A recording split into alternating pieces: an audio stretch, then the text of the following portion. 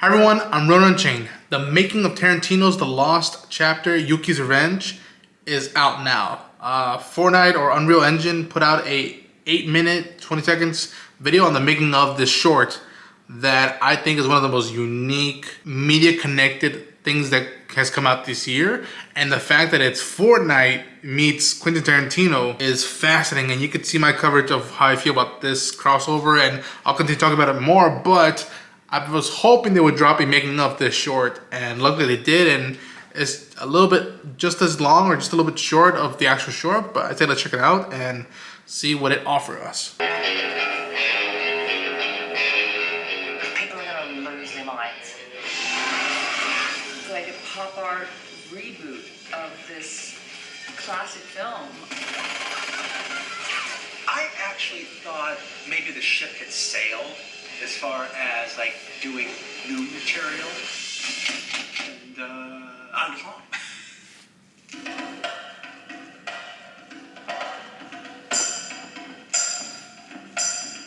I like this music. We had this up and coming season that a lot of it's set on the West Coast and quite a bit of it in the Fortnite version of Los Angeles. And we felt, well, what better way to celebrate that than have some sort of partnership with one of America's greatest directors, Quentin. And I said, yeah, well, that really sounds cool. I think it would be a wonderful fit for both the game world and for the characters. And I resisted doing it for a very long time. And I think I resisted waiting for when the time was right. Well, Fortnite seemed right. Something more cinematic inside of a much bigger world. I asked him the question, I'm like, Quentin, in all your years of directing all these amazing movies, there must have been scenes that you either had to cut or weren't able to film because of whatever circumstances. And he said, well, it's funny you mentioned that. There's a scene in Kill Bill that we really, really wanted to make called Yuki's Revenge that was just not possible to film at the time. And that was really what catalyzed this piece. When I wrote the first draft of the script, there was a lost chapter that frankly I just didn't think we could pull off. And Yuki has been a figment of my imagination for over 20 years. For him, the characters are very much alive and real and exist. And so in a way, letting one of his unborn characters be birthed and come to life in this way was really exciting. But I'll be honest, I wouldn't be that excited just web spinning something that I would think would be appropriate for a game. But the idea that this is actually a chapter from the first movie, but I was never able to film it, that just makes it a horse of a different color.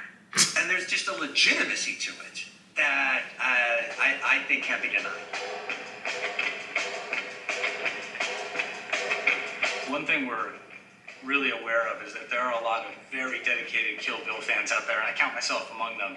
And even though we want to integrate the humor and the characters from Fortnite, we want to make sure that we still feel authentic to that world that Quentin's created. And it still does. It's so important that we get folks like Zoe Bell and Uma Thurman involved, because you are asking somebody to sort of stand as the bride. That's a very hard thing to do. She has a certain posture, she has a certain way of carrying herself that Zoe and Uma know. Playing the bride and just the whole creation of Kill Bill was probably the most incredible, holistic cinematic experience of my life. You know, it's been a long time since I've been the bride, but it did start coming back, and I will say with this technology, being able to watch myself as the bride whilst I'm moving, I mean, I was standing there and I was like, oh, I look like me. And then I'd move a little bit and go, oh, there's the bride. Having Unreal's ability to render characters in real time is a huge aid, not only for animators, but performers as well. They can test certain poses, try different facial expressions, see what reads the best for that physicality that they're trying to convey. Bringing Miyu Roberts into this production was great. Her being of the younger generation that kind of understands the types of characters that are in Fortnite and understanding how that connects to the world of Kill Bill, meaning she could see how all of those characters could exist in this world, and then she was able to bring that performance, that spark, to Yuki in the Fortnite Quentin Tarantino universe. It's such a new and innovative way to film something like this because I could see exactly what my body was doing. I'm so happy for what her. Every prop was doing, exactly what things were reacting to within the world. And I didn't have to think about it because it was right there. And if I needed to reference it, I could. And I didn't have to worry too much about how it would look because I knew how it would look. Having these guns on set that everyone knows is completely safe. But also having it play where you can see I'm reacting, so whoever's shooting the gun is literally training it past me and it's all happening in real time. The car's falling apart and you watch it back and you're like, we just did the whole lot, guys. That was amazing, you know. When it comes to firing weapons in a virtual production, it's really important that they have that visceral reaction to the prop that they're using, but also that they know that they're hitting something. And so we have, what we call a muzzle report attached to the end of the weapon, and that actually registers those shots in the Unreal Engine. And being able to have her feel like she's firing an actual weapon is something that we've never seen. At first, they look like silencers. I'm like, why are there silencers? We knew that using Unreal Engine was going to be a key to us getting through this thing as quickly as we could. But there's a lot you can do with composition and camera work on the day that would have taken a lot more cycles with boards or with previs. All of these tools are available for Unreal Engine users. So we want to bring this from professionals down to the home user and still get that same level of quality. It's just really cool to see that you can get a couple of actors out there and just set your whole piece up there in real time. Which then led to our shoot in New York, in which we had Uma, obviously, who's playing the bride, and Miyu, who's playing Yuki, and our metahuman team has a head-mounted camera that we had on each of the actors, and so in getting the voiceover, we also got facial data from our actors. So we sort of got a bunch of things in one shoot that will then feed our final animation. Quentin's actually a guy who loves funny moments and exaggerated moments. So an animator is bringing a perspective of how to take the intent of this performance and be true to that performance, but there's still an artistic perspective that is being translated into the final product.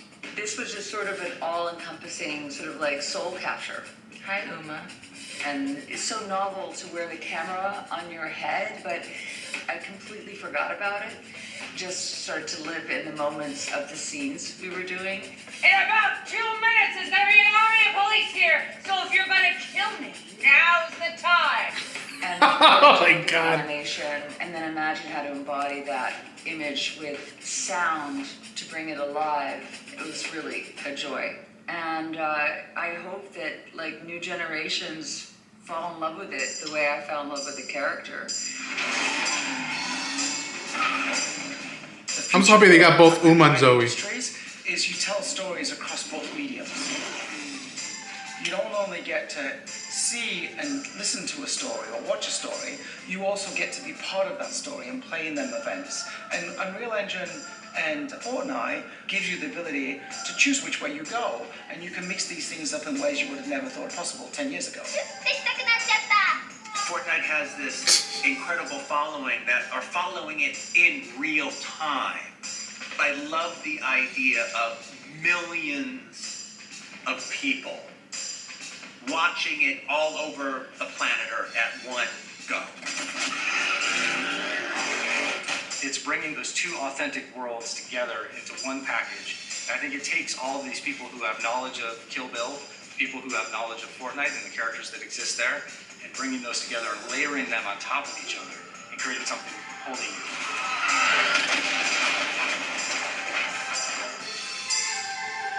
Cool.